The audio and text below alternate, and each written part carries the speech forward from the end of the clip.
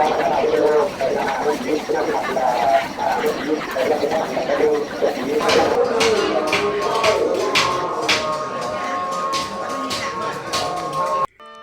พิ่นว่าบุญนี่บ่เป็นตอนเป็นตัวพี่น้องเอ้ยคือหมักม่วงหมักแตงแบ่งกันบ่มีได้คันไผทำกับไผได้บ่มีไผสิแจกแบ่ง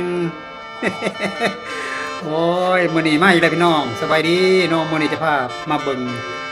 งานสปอร์ตภายในบ้านเฮาเนาะบ้านห้วยนครไกรสอนเพียงเสนเขตพี่น้องอันนี้เป็นงานประเพณีทำบุญอุทิศถึงดวงวิญญาณผู้ที่ได้เสียชีวิตไปเนาะฉะนั้นแล้วทั้งญาติพี่น้องของพวกเฮาฮอดมื้อที่ว่าตั้งบุญหรือว่ามือหากาเกี่ยมกองบุญมือนั่นเป็นมืองั้นกองบุญเนาะคนก็จึงได้มีพิธีทางศาสนาเนาะได้มีการหางกองบุญได้มีการเพญาติพี่น้องของพวกเฮาก็มาอุปโมทนามาซอยกันพี่น้องอันนี้แม่นการบริจาคเนาะบนเพิ่นบริจาคได้นั่นได้มีโฆษกเพิ่นอ่านชื่อเสียงเรียงนามเนาะผู้ใดมาบริจาคอุดหนุนซอยเหลือกันก็ได้ว่าซั่นอันนี้ก็แม่นอยู่ในบนหน่วยงานของพวกสกันหันแห้งของพวกเขาหรือว่าพวกผู้เฒ่าเพราะว่าแม่นพากันเฮ็ดเกี่ยวกับต้นก็เอาไม้อะไรเฮ็ดนอกจากตอกลอกปอเพิ่นว่าแต่ข้าวตะกี้นะเอามาเฮ็ดคือกันเดี๋ยวนี้ก็เฮ็ด อยู่ทั้งในนี่ก็แม่นทั้งมีทั้งบ่แม่นทั้งมีดอกเด้อมีทั้งพวกผู้เฒ่าทั้งเพศหญิงของพวกเฮาพากันซอยกันเด้อพี่น้องจอยกันอยู่ทั้งในพี่ละเนาะทั้งในเฮือนเฮ็ดขันหมักบอกหมักเบงว่าหมักเบงเนาะ นี่ละผู้ที่เสียชีวิตไปก็คือ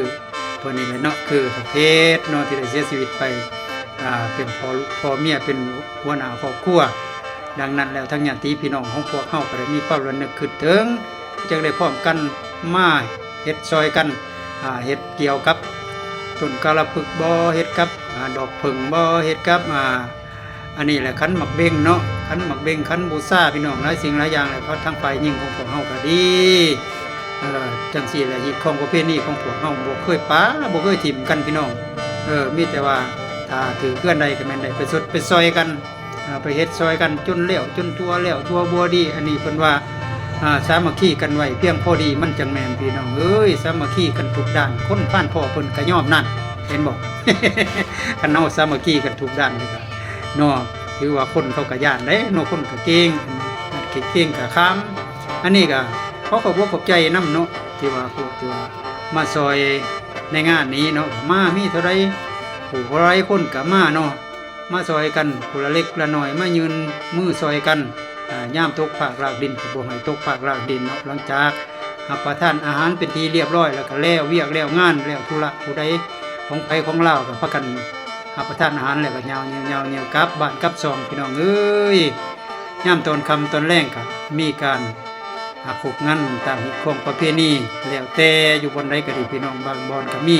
การขบงั้นมีการมนการซื้อเนาะบางบอนก็ขบงั้นกันไปตามสภาพของบ้านของเฮือนนี่แหละเนาะมาหอดนี่ก็ขอบใจ